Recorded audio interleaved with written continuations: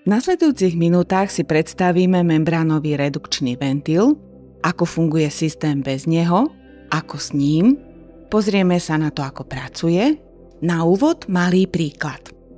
Dodávku studenej pitnej vody pre obytný dom nám zabezpečuje vodárenská spoločnosť, ktorá svoje rozsiahle vonkajšie rozvody prevádzkuje s vysokým tlakom tak, aby aj najvzdialenejšiemu spotrebiteľovi zabezpečila dostatočný tlak studenej pitnej vody.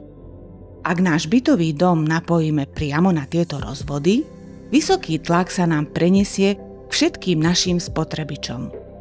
Vysoký tlak spôsobí, napríklad po otvorení vodovodnej batérie, že voda vyteká príliš rýchlo a vo veľkom množstve a naviac nami nastavenú teplotu zmiešanej studenej a teplej vody batéria neudrží a raz nám z nej vyteká studená, raz horúca voda, čo hlavne pri sprchovaní nie je príjemné. Okrem toho, vysoký tlak skracuje životnosť kartuší vo vodovodných batériách. Ďalší spotrebič, zásobník teplej vody, je prevádzkovaný s tlakom na hranici maxima, čo jednak skracuje jeho životnosť, na druhej strane často reaguje poistný ventil zásobníka a pod zásobníkom sa nám tvoria mláky vody. Takisto ventily a vnútorné vybavenie v práčkach a myčkách sú konštruované na nižšie tlaky. A pri prevádzke s vysokým tlakom je ich servis, respektíve kúpa novej myčky, pračky častejšia. Riešením je na domovú prípojku studenej pitnej vody osadiť membránový redukčný ventil, ktorý poprvé obmedzí vysoký tlak z rozvodov vodárenskej spoločnosti a po druhé udrží ho v našom systéme na konštantnej úrovni. A ako to ventil zabezpečí? Membránový redukčný ventil pracuje s dvoma tlakovými zónami, ktoré sú oddelené uzatváracou kuželkou. Pred kuželkou je prvá tlaková zóna, v ktorej je vysoký tlak napríklad 6 barov, udržiavaný z rozvodov vodárenskej spoločnosti.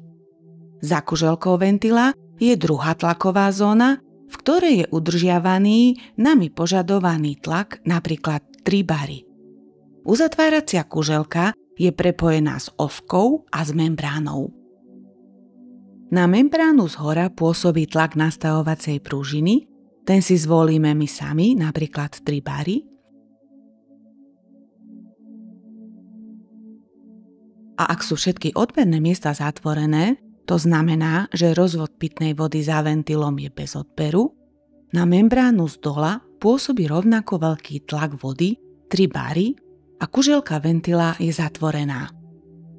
V momente, kedy nastane odber studenej pitnej vody, otvorí sa napríklad vodovodná batéria, tlak vody v druhej tlakovej zóne pod membránou začne klesať, ale tlak pružiny 3 bary nad membránou sa nezmení.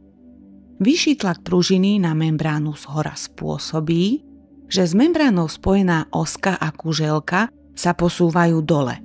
Ventil sa otvára a do rozvodov prúdi voda z rozvodov vodárenskej spoločnosti. Ak vodovodnú batériu zatvoríme, tlak vody z rozvodov vodárenskej spoločnosti postupne zvyšuje tlak vody v rozvodoch pitnej vody za ventilom. Tým zvyšuje tlak vody v druhej tlakovej zóne ventila, to znamená tlak vody pod membránou, čo spôsobí posun osky s kuželkou smerom hore.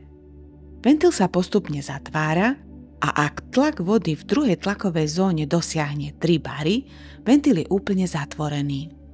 Kuželka ventila je zatvorená, v rozvodoch pitnej vody za ventilom sú 3 bary a ostávajú aj pri zvyšovaní tlaku vody v prvej tlakovej zóne, teda pri zvyšovaní tlaku zo strany vodárenskej spoločnosti.